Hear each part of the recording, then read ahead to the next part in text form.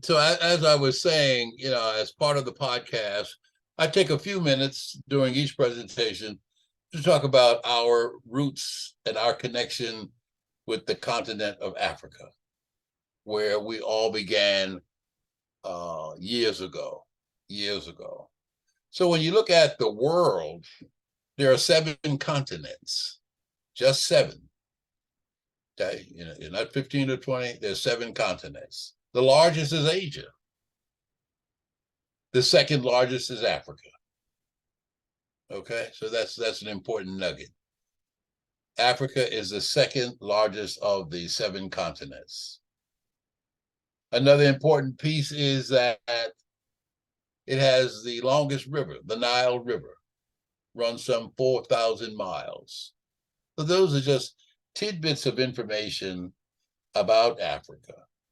So today I want to share some things with you that as we talk about unlocking the genius, and that rests with you to do that.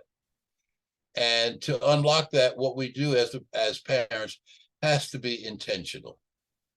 You provide a loving environment, you embrace your children, you share words of inspiration, and you let them know that they are part of a loving, caring family.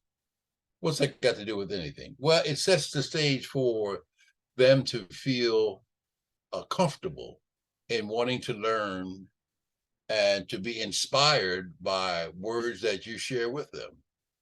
Children are natural geniuses. It's there. It just has to be unlocked. So as you hear me talk about science, technology, engineering, mathematics, let's just start with science.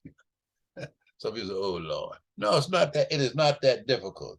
You are more of a scientist than you give yourself credit for. For example, every home, there's a laboratory in every home. Some have more resources than others, but every home has a kitchen. It's a natural place where elements of science occur every time you cook. And while you're doing that, and if the children are around you, they are doing what? They are observing. They are watching you. Observation. Observation is a science technique to observe what someone is doing. And children do that all the time. That's that natural curiosity of that's part of their inclination to wanting to know. The next is when you're cooking or preparing or baking, you measure things. Okay, measurement. So I've given you 2 areas of scientific involvement, and that is observing and measuring. Okay, observing and measuring. And you measure in precise proportions. In some cases, it says a half a cup or a whole cup or a teaspoon or a tablespoon. Those are precise measurements. Now, the old folks would say, as they're cooking, they put in a pinch of this and a pinch of that. Well, that's okay. That's an imprecise measurement. So as we are talking about the concepts with children, you want to talk about precise terms of observing and measuring. And another term would be, I'm going to stop on this one, is predicting. Once you put all these elements together, what will you produce? You're going to produce something. And you ask questions. What do you think this is going to be? Is it going to be a cake? Is it going to be a pie? Is it going to be a roast? Just what do you think it's going to be? And those things are called predicting. So you do this all the time. Observing, measuring, predicting.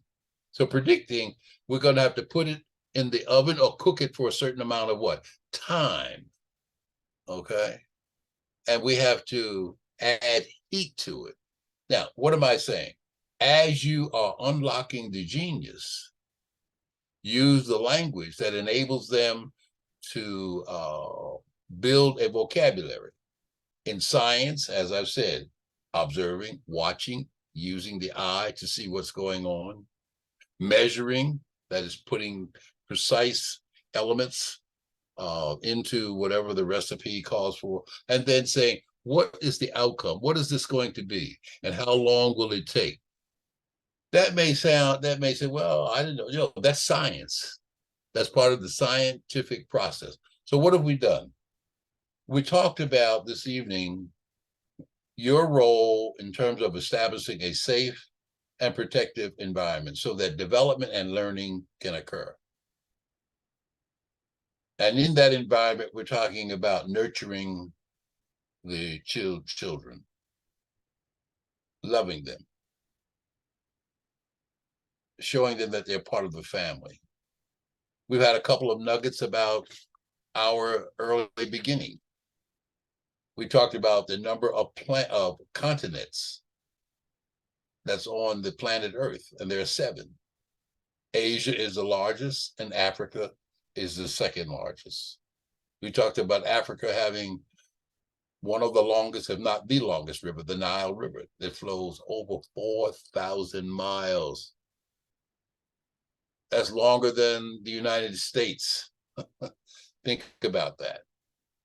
So we've had what? Something about the home environment.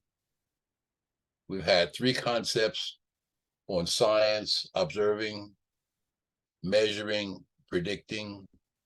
We've had a few nuggets about Africa.